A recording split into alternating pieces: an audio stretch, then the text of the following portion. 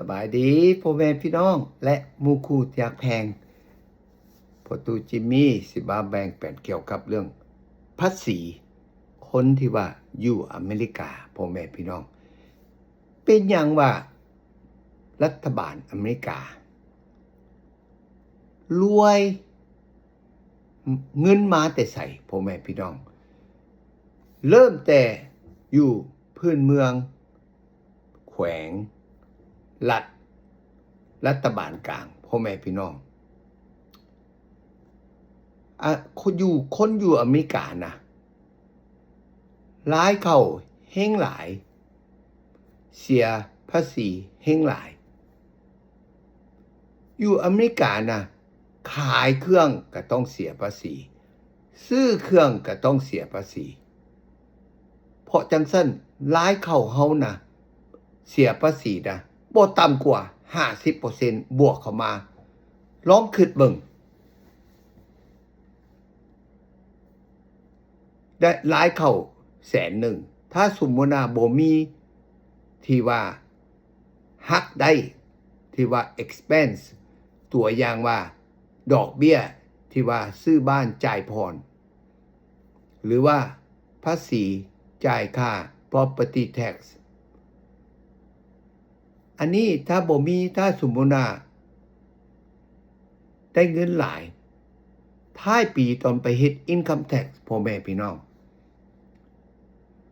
รัฐบาล IRS ก็สิได้ขูดเงินเฮาตินอกจากว่าคนที่ว่ามีลูกแน่เนาะสมมุติเนาะอาจจะเคลมได้พ่อแม่พี่น้องเพราะจังซั่นถ้าผัวเมียน่ะหลายเข้าแฮงหลายแล้วบ่มีลูกสมมุติเนาะโอ้ยุ่งเลยพ่อแม่พี่น้องเพราะจังซั่นบางทีเฮาต้องวางแผนว่าสิไปเอาเงินน่ะไปลงทุนแนวใดตัวอย่างว่าซื้อบ้านตัวอย่างว่าเฮ็ด 401k ตอนนี้ยังบ่เสียภาษีแต่ว่าตอนเอาออกมาตอนอายุ60ปลายตอนนั้นต้องได้เสียภาษีสำพออยู่อเมริกาพ่อแม่พี่น้องบางคนก็จมว่าหาเงินส่วนหลายแม่นมาหาให้รัฐบาลนอกจากบางคนก็เจ้าเฮ็ดเอาเงินสดได้ทิปได้หยังอันนั้นอาจจะยังหักได้ถ้าบ่บางทีเอาเงินไปลงทุนให้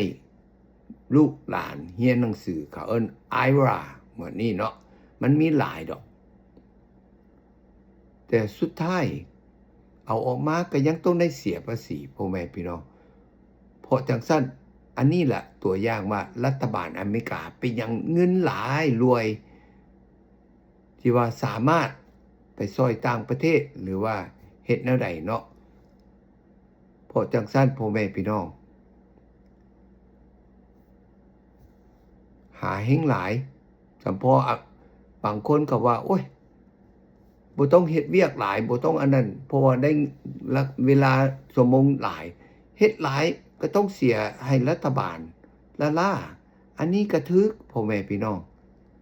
ลองคิดเบิ่งซื้อบ้านก็ต้องเสียภาษี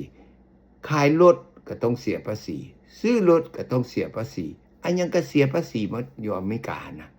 โหดหลายเพราะจังซั่นก็มีแต่ว่าทางเดียวที่ว่าอยากมีเงิน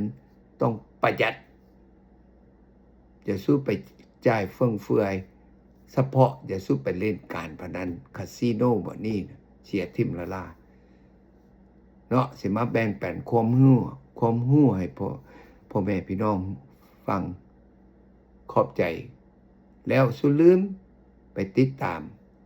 YouTube Channel ของพ่อตู้จิมมี่เชอร์ตีเข้าไป JIMMY นามสกุล SHER เบิ่งได้24ชั่วโมงบ่อนใดเวลาใดก็ได้โอเคให้กำลังใจ ขอบใจพบกันโอกาสหน้าบ๊ายบาย